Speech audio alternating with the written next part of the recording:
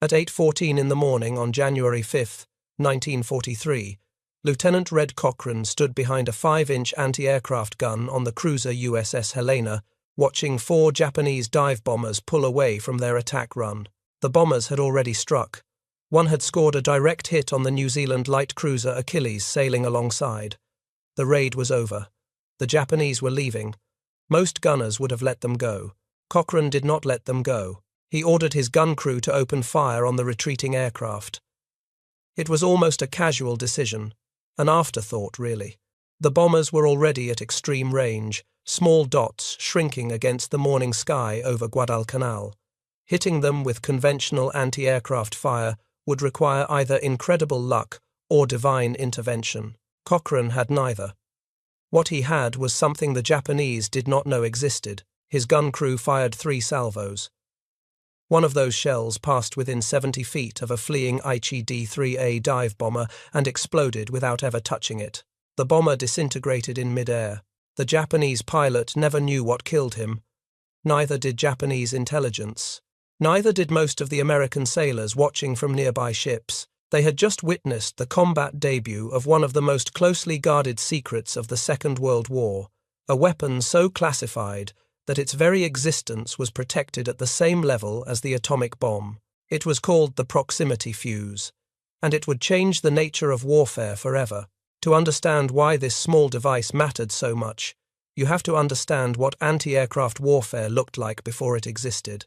On December 7, 1941, when Japanese aircraft attacked Pearl Harbor, American anti-aircraft gunners faced an impossible mathematical problem.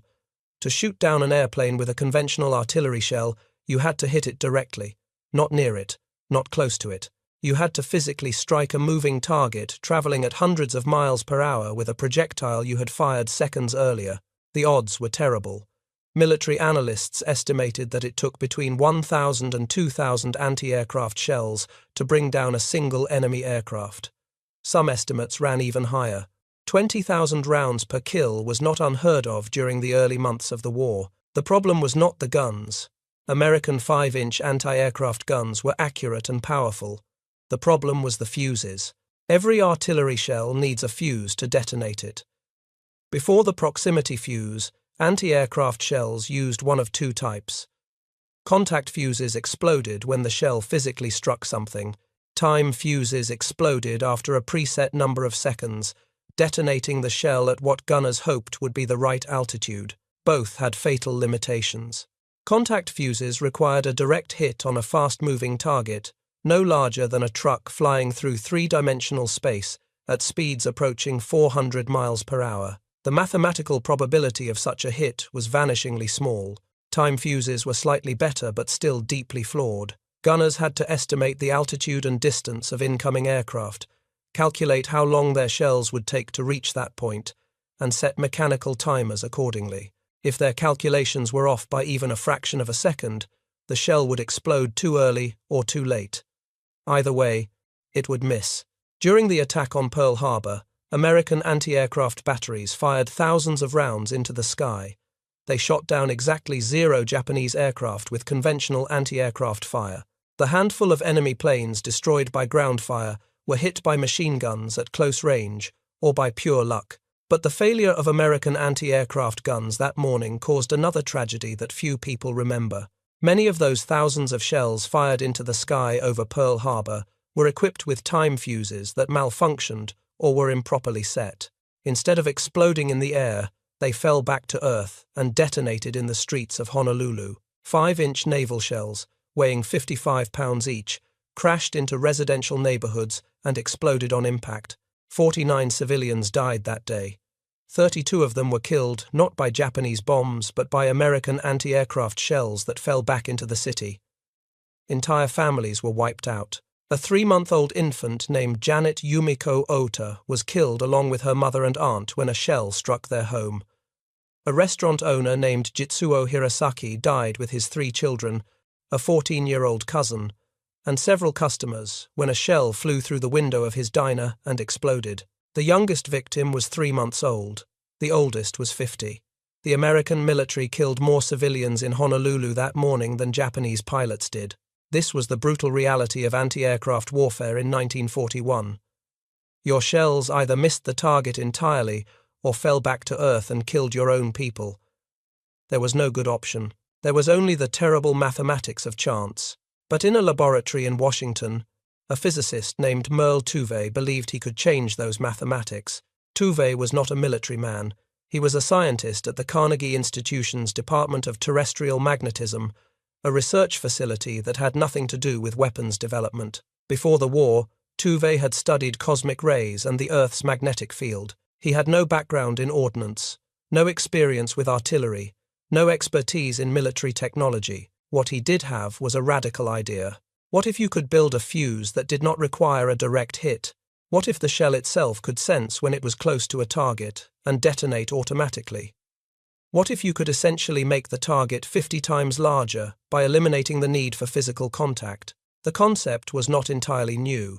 Scientists in multiple countries had theorized about proximity fuses since the 1930s. The British had been working on the problem since 1939. The Germans had explored over 30 different designs, but no one had been able to make it work. The engineering challenges seemed insurmountable.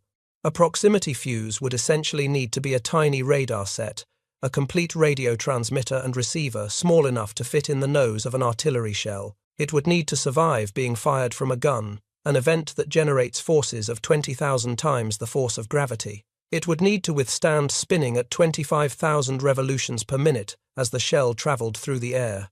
It would need to work reliably in combat conditions, in rain and cold and salt spray. Most critically, it would need vacuum tubes.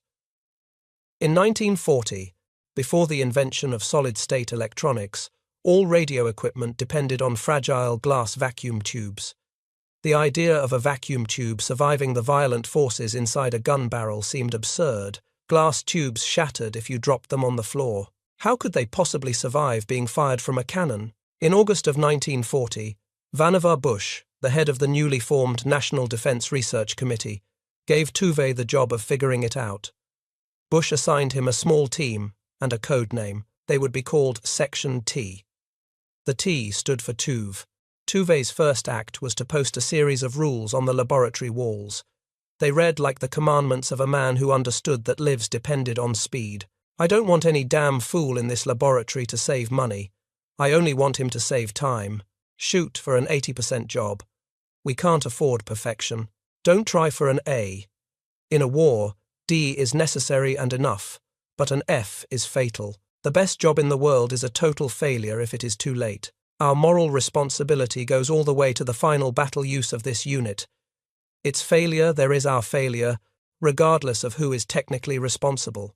It is our job to achieve the end result. These words hung on the walls as Tuve's team began the seemingly impossible work of shrinking a radar set small enough to fit inside a projectile and making it tough enough to be fired from a gun. The breakthrough came from an unexpected source. James Van Allen was a young physicist from Iowa who had joined Section T in 1940. Before the war, he had worked on cosmic ray research. Now he was tasked with solving the most critical problem facing the proximity fuse program, the vacuum tubes. Van Allen approached the problem systematically. He obtained miniature vacuum tubes designed for hearing aids. They were the smallest commercially available tubes in existence. He dropped them on concrete floors and fired them from guns to see how they broke. The answer was always the same. The filaments inside the tubes, hair-thin wires that glowed when electricity passed through them, would distort and break under the tremendous forces of firing. The tubes shattered not from the impact of glass breaking, but from the internal components tearing themselves apart. Van Allen had what he later described as a moment of inspiration. What if you could suspend the filament on a tiny coil spring? The spring would absorb the shock of firing, keeping the filament under constant tension instead of allowing it to whip around and break. He sketched the design on paper. A minute coil spring wrapped around a mandrel, with one end of the filament welded to the spring's free end. The spring would maintain nearly constant tension on the filament during acceleration through the gun barrel. It would also tune the microphonics outside the frequency passband of the amplifier, preventing false signals. Van Allen handed his sketch to a technician named Wood, who executed the idea using the microscopic skills of the women who built the original hearing aid tubes. The scheme worked.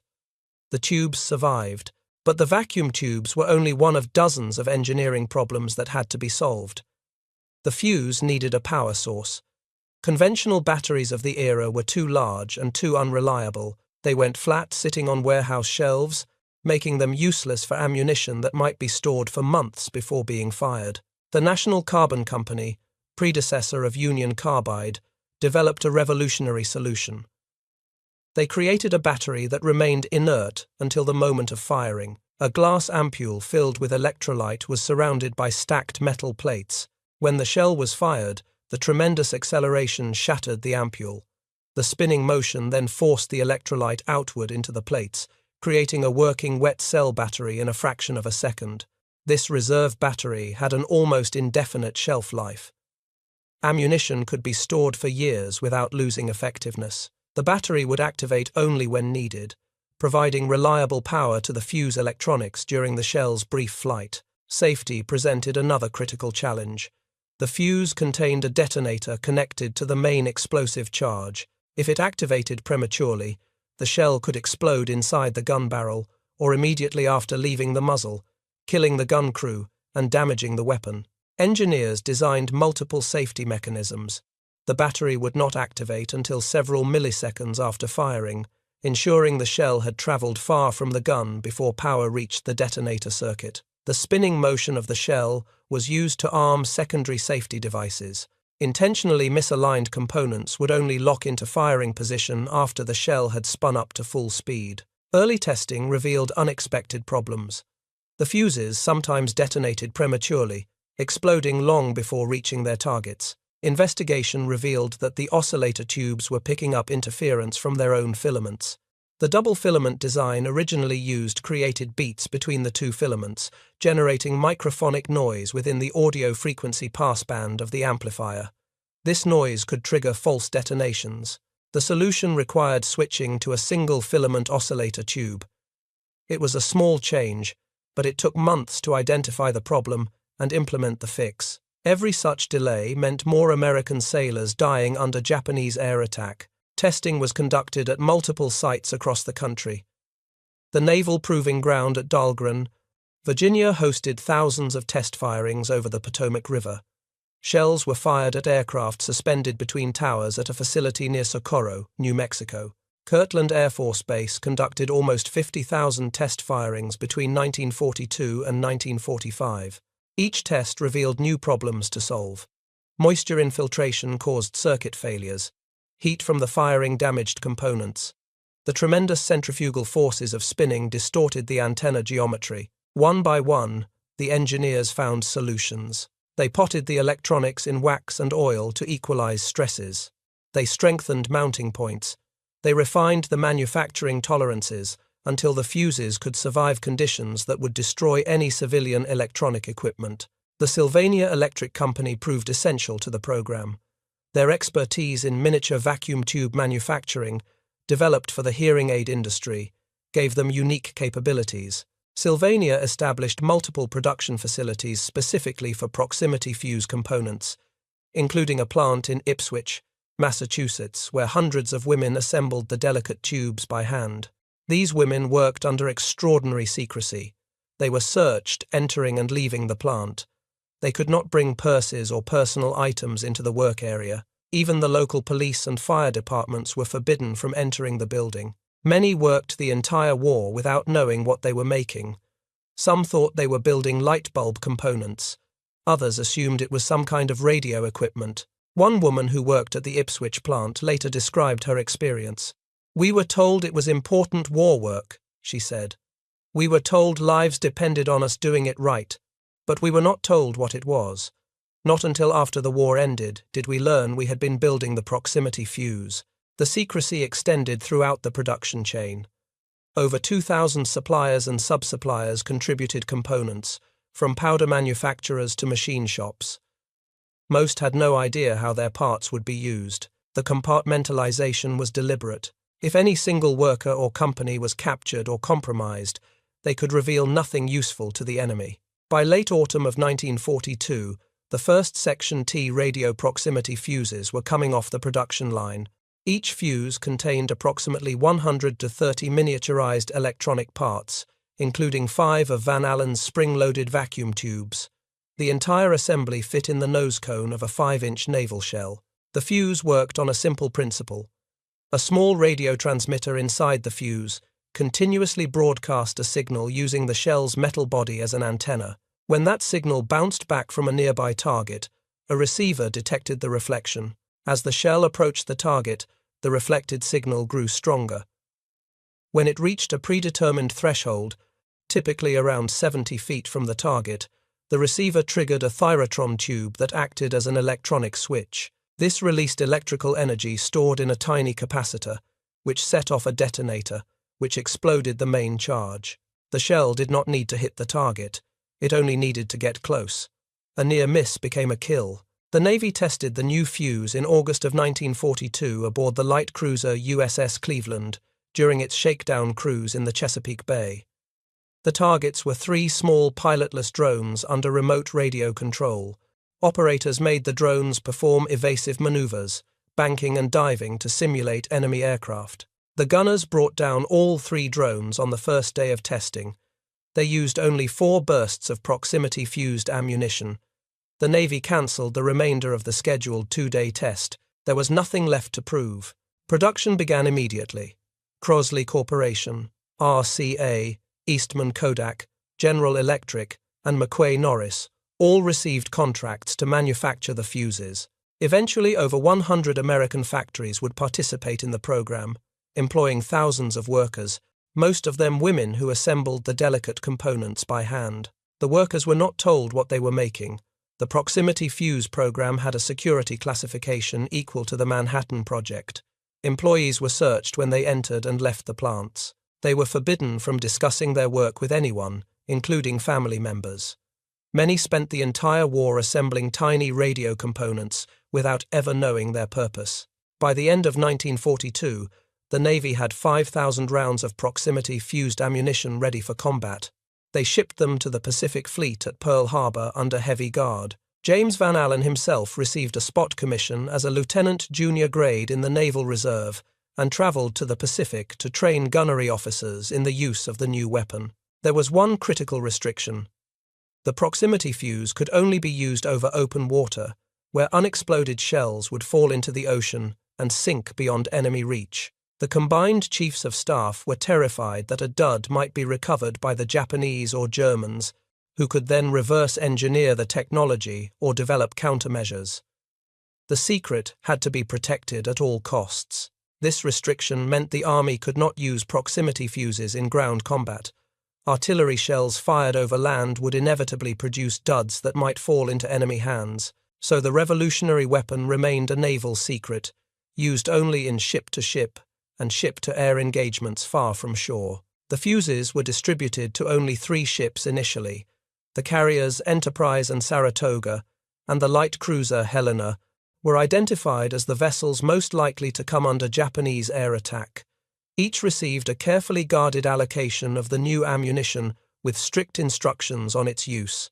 Deke Parsons, the naval ordnance officer who had been instrumental in the fuse's development, personally accompanied the shipment to the Pacific. He consulted with Admiral William Halsey about which ships faced the greatest threat and supervised the distribution of the precious ammunition.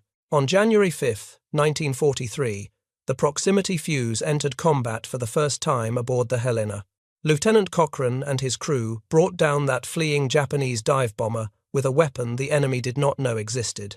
The engagement was almost anticlimactic. The Japanese aircraft were departing after their attack run. One had scored a hit on the Achilles. The raid was essentially over. Cochrane's decision to fire at the retreating bombers was more about training his crew than about stopping an active threat. Yet those few shots changed history. The bomber that fell from the sky was the first aircraft ever destroyed by a proximity fuse in combat. The kill demonstrated that the weapon worked as designed, that all the years of development and testing had produced something that functioned in the chaos of actual battle. Word spread quickly through the fleet. Within weeks, other ships began receiving allocations of the new ammunition. Gunnery officers who had trained with Van Allen and Parsons taught their crews the proper tactics for employing the weapon. Confidence in American anti-aircraft defenses began to grow. Over the following months, the results were dramatic. Before the proximity fuse, Navy gunners needed an average of 1,000 to 2,000 rounds to bring down a single enemy aircraft. With the new fuse, that number dropped to around 250 rounds per kill. Against kamikaze aircraft flying straight and level toward their targets, the improvement was even more dramatic. By 1943, although only about 25% of anti-aircraft ammunition issued to the fleet had proximity fuses, those shells accounted for approximately 50% of Japanese aircraft shot down by anti-aircraft fire. The fuse was roughly 300% more effective than conventional time fuses. By 1945, that effectiveness ratio had climbed to nearly 600%, and this despite the fact that roughly 30% of proximity fuses were duds. The Japanese noticed something had changed but could not understand what. Their pilots reported that American anti-aircraft fire seemed more accurate, more deadly. Aircraft were being destroyed without apparent direct hits. Intelligence officers examined wreckage from downed American shells but found nothing obviously different. The radio components inside the fuses looked like ordinary electronic equipment. Without understanding the principle behind them, there was no way to develop countermeasures. Some historians believe the increasing lethality of American anti-aircraft fire contributed to Japan's decision to adopt kamikaze tactics. When conventional attack methods produced unacceptable losses, suicide attacks became the only way to ensure at least some aircraft reached their targets. But even kamikazes were not immune to the proximity fuse. During the Battle of Okinawa in the spring of 1945, American ships faced wave after wave of suicide attacks. The carnage was terrible on both sides, but the proximity fuse gave American gunners a fighting chance they would not otherwise have had. On May 11, 1945, the destroyers Hadley and Evans and 4 landing craft supply ships faced an attack by 156 Japanese aircraft over a 90-minute period. The small group of ships, supported by fighter aircraft, managed to shoot down or turn back nearly all of them. The Hadley alone accounted for 23 enemy planes, an all-time naval record for a single engagement. The Evans shot down 19 more before both destroyers had to retire from the fight, each hit by multiple suicide aircraft that were themselves ablaze from anti-aircraft fire when they struck. The ship's gunnery officer later described the proximity fuse as indispensable. Throughout the Pacific campaign, the proximity fuse compiled a remarkable record.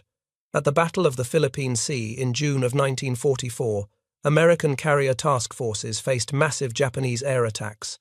The Japanese launched over 500 aircraft in what became known as the Great Marianas Turkey Shoot. American fighters and anti-aircraft guns destroyed so many attackers that Japan's naval aviation never recovered.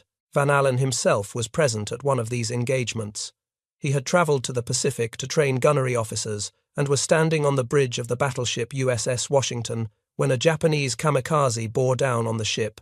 The Washington erupted with gunfire, including 5-inch shells tipped with proximity fuses.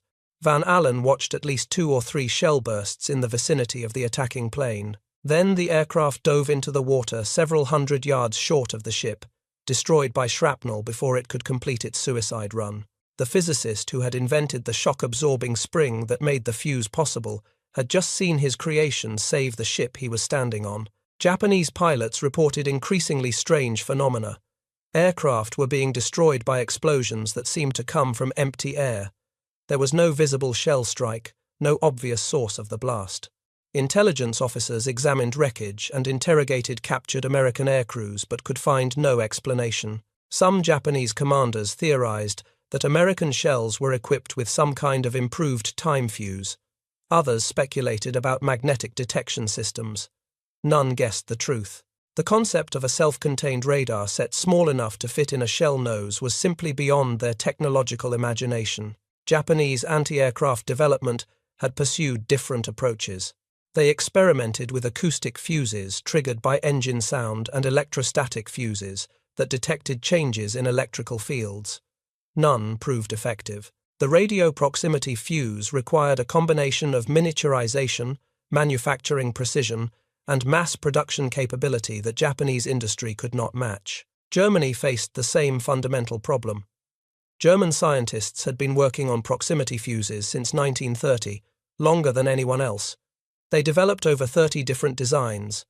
But German industry, strained by the demands of a two-front war and constantly disrupted by Allied bombing, could not produce the precision components in sufficient quantities. The proximity fuse represented more than just clever engineering. It was a triumph of industrial organization. Converting a laboratory prototype into a weapon produced by the millions required unprecedented coordination between scientists, engineers, manufacturers, and the military. Vannevar Bush, who oversaw the entire American wartime research effort, later identified the proximity fuse as one of his proudest achievements. The Office of Scientific Research and Development that he directed coordinated the work of 30,000 scientists across 300 universities and research facilities. The proximity fuse program alone involved over 100 manufacturers and thousands of subcontractors. This organizational capacity was something the Axis powers could not match. Germany had brilliant scientists and engineers, but they worked in isolated programs that often competed against each other for resources. Japan had skilled craftsmen who could build exquisite mechanical devices, but they lacked the mass production infrastructure to manufacture millions of precision electronic components. The proximity fuse was not just an American invention, it was an American industrial achievement, a demonstration of what coordinated scientific research and mass production could accomplish when properly organized and funded. Meanwhile, in Europe, the proximity fuse was about to have an even more dramatic impact. In June of 1944, 1 week after the D-Day landings in Normandy, Germany unleashed a new terror weapon against Britain. The V-1 flying bomb, known to the British as the Buzz Bomb or Doodlebug, was a small pilotless aircraft carrying an 1,800-pound warhead. Launched from sites along the French coast, the V-1s flew at speeds approaching 400 miles per hour at altitudes around 3,000 feet. They were too fast for most fighters and too small for conventional anti-aircraft guns. From June 13th through late August, the Germans launched approximately 9,300 V-1s against Britain, an average of 120 per day. The small missiles caused massive damage and civilian casualties. During 2.5 months in 1944, the V-1s killed nearly as many British civilians as the entire Blitz of 1940 and 1941. Conventional defences proved inadequate. Fighters could intercept some V-1s, but the missiles were dangerous to approach. Shooting one down risked being caught in the explosion. Some pilots learned to fly alongside the V-1s and tip them over with their wingtips, disrupting the gyroscopic guidance system and sending the bomb into an uncontrolled dive. But this technique required extraordinary skill and courage. Anti-aircraft guns were even less effective. The V-1s flew at the edge of effective anti-aircraft range, and their small size and high speed made them nearly impossible to hit with time-fused shells. During the first week of the campaign, anti-aircraft batteries shooting at V-1s in the coastal gunbelt achieved only a 17% destruction rate. Thousands of shells were being fired for every missile destroyed. The combined chiefs of staff made a critical decision. The threat to London was too severe to maintain the restriction on overland use of proximity fuses. On June 12, 1944, they authorized the use of proximity-fused ammunition against V-1s over British territory. The effect was immediate and dramatic. Section T modified the proximity fuses to target the small, fast-flying bombs. The special fuses were installed in British 3.7-inch anti-aircraft ammunition and American 90mm shells. Batteries equipped with the new ammunition were rushed to the southern coast of England. Within 4 weeks, the kill rate climbed from 17% to 79%. On one day near the end of August, anti-aircraft batteries using proximity fuses destroyed 82% of all incoming V-1s.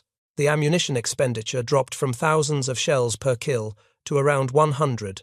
British Prime Minister Winston Churchill later said of the proximity fuse, "These so-called proximity fuses, made in the United States, proved potent against the small unmanned aircraft with which we were assailed in 1944.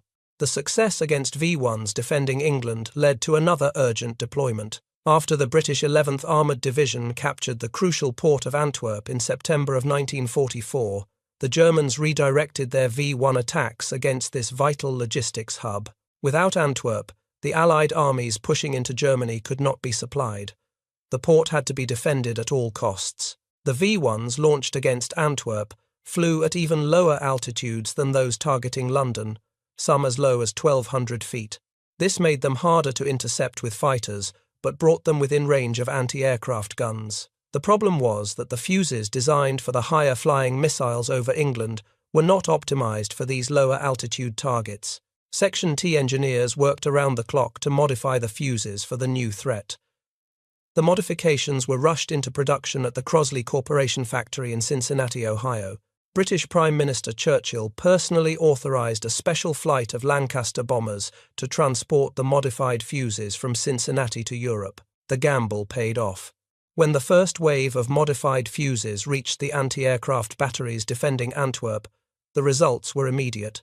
48 of the first 75 V-1s facing a single anti-aircraft battalion were destroyed. The port remained operational throughout the winter of 1944 and 45. Ensuring that Allied armies had the supplies they needed to continue their advance into Germany. From October 1944 to March 1945, German forces launched 4,883 V-1s against Antwerp. Of these, only 4.5% reached the designated protected area. The rest were destroyed by anti-aircraft fire, many of them by shells equipped with the modified proximity fuses. The defense of Antwerp demonstrated something important about the proximity fuse program.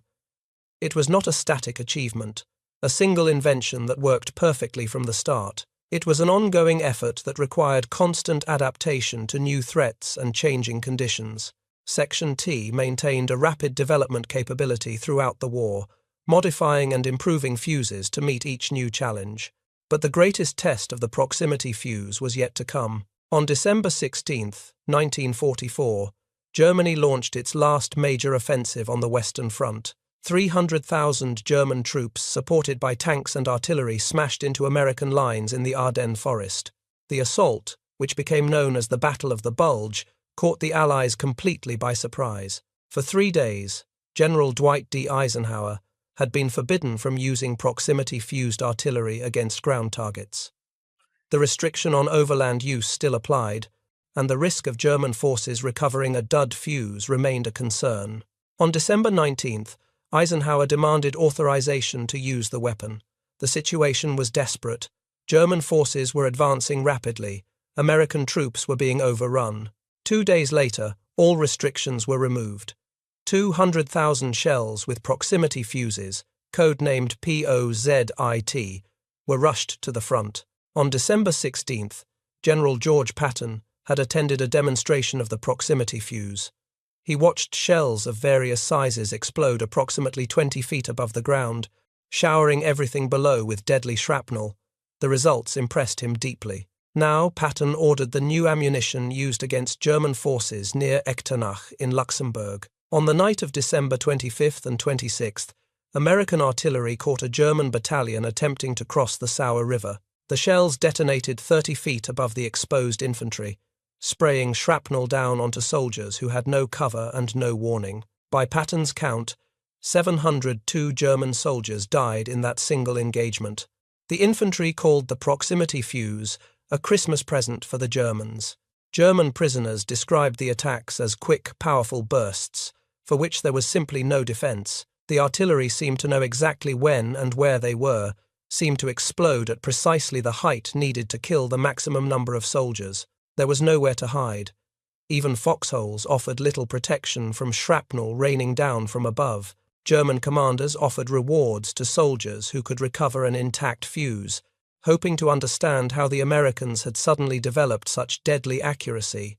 None were ever recovered. The fuses were designed to self-destruct if they failed to detonate on schedule, and the few duds that did survive impact buried themselves deep in the frozen ground. The psychological impact on German troops was severe. Soldiers who had survived years of combat found themselves facing a weapon they could not understand or defend against. Artillery that once provided seconds of warning, the whistle of incoming shells followed by explosion on impact, now seemed to detonate spontaneously in the air above their heads. There was no warning, no time to take cover.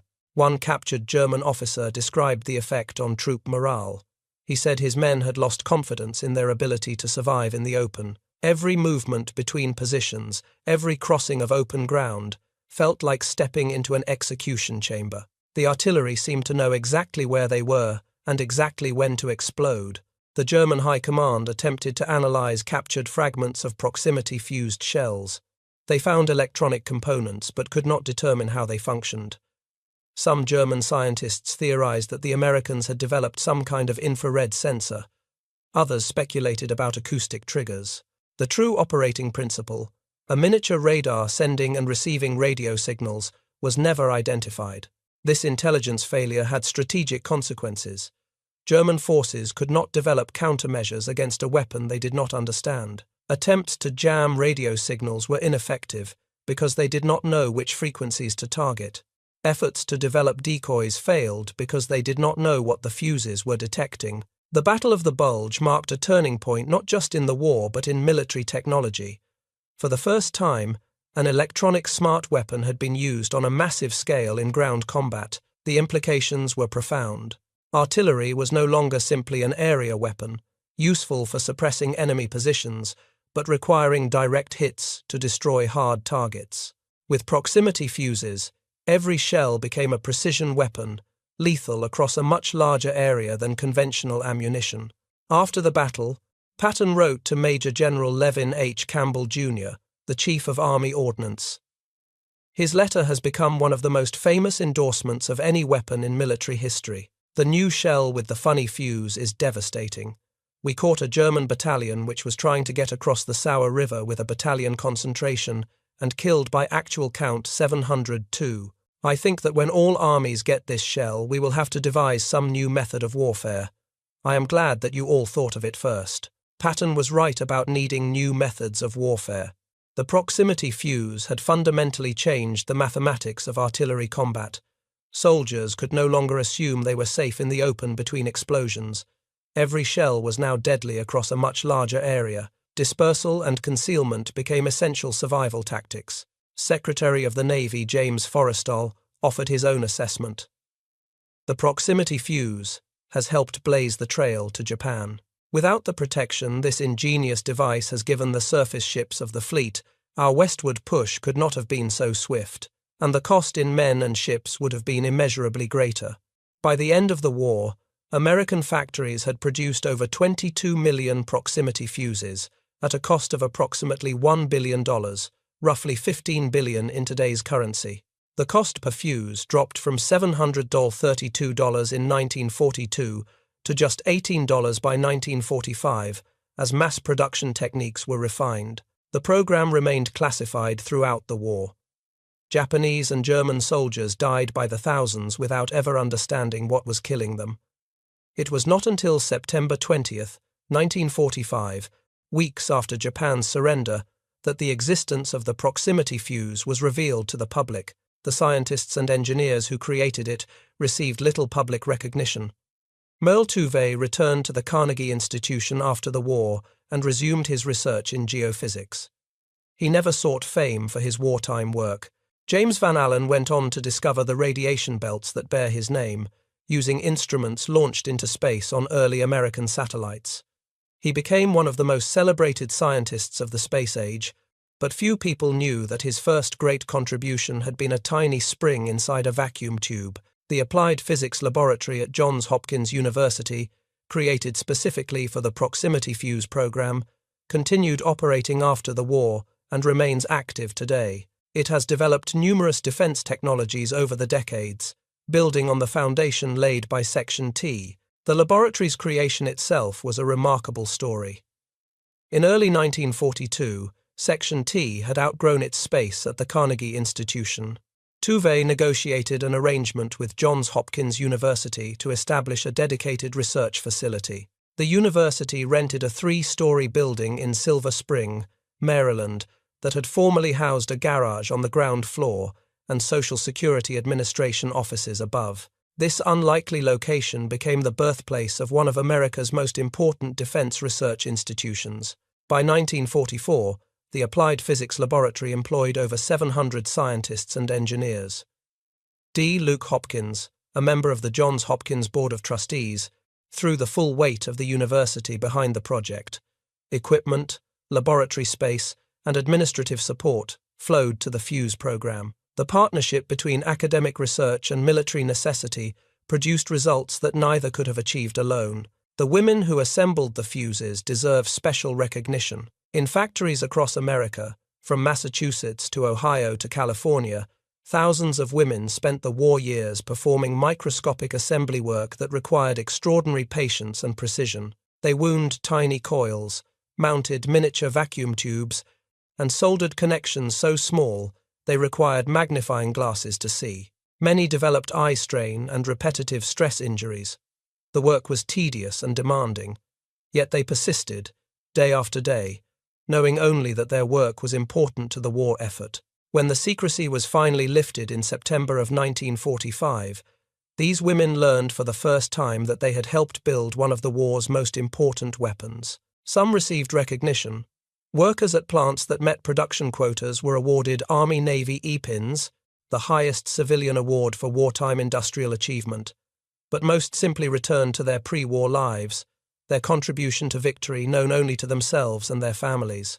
Commander William S. Parsons, the naval ordnance officer who served as liaison between Section T and the Bureau of Ordnance, went on to become famous for a different reason. He was the weapons officer aboard the Enola Gay on August 6, 1945, responsible for arming the atomic bomb that destroyed Hiroshima. His earlier work on the proximity fuse is largely forgotten today. The fuse technology itself continued to evolve after the war. Modern proximity fuses use solid-state electronics instead of vacuum tubes. They employ sophisticated radar systems and computer-controlled timing. Some use laser range finding. Others combine multiple sensing technologies for greater reliability. But the fundamental principle remains unchanged. A projectile senses its distance from a target and detonates at the optimal moment to inflict maximum damage. This concept, born in Merle Tuvey's laboratory and perfected by James Van Allen and thousands of unnamed engineers and factory workers, revolutionized warfare and continues to shape military technology today. Admiral Lewis Strauss, who served on the Manhattan Project Oversight Committee and later became chairman of the Atomic Energy Commission, offered perhaps the most succinct assessment of the proximity fuse's importance. He wrote that while no one invention won the war, the proximity fuse must be listed among the very small group of developments, such as radar, upon which victory very largely depended.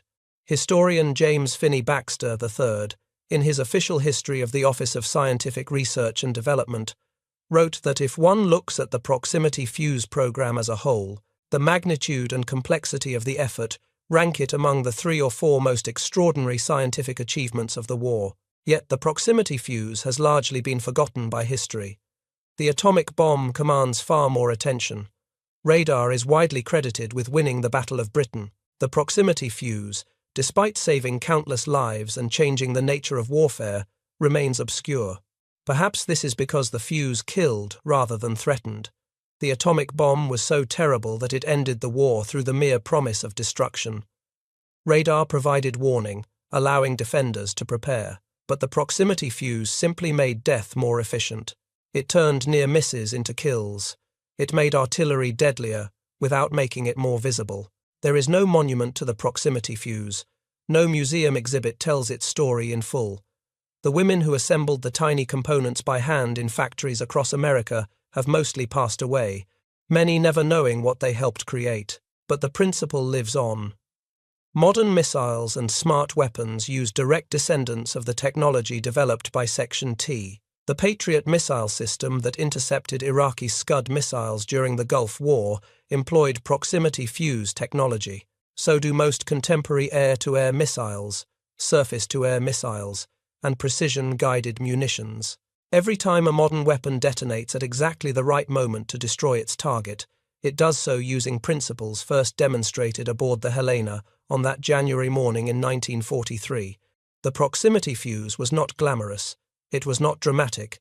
It was a 5-pound marvel of engineering hidden inside the nose of an artillery shell. but it represented something profound about how America fought the Second World War. It showed that scientific innovation, mass production, and sheer determination could create weapons the enemy could neither understand nor counter. And it proved that sometimes the most important innovations are the ones nobody sees coming. If you found this story as compelling as we did, please take a moment to like this video. It helps us share more forgotten stories from the Second World War. Subscribe to stay connected with these untold histories. Each one matters. Each one deserves to be remembered. And we would love to hear from you. Leave a comment below telling us where you are watching from. Our community spans from Texas to Tasmania. From veterans to history enthusiasts, you are part of something special here. Thank you for watching, and thank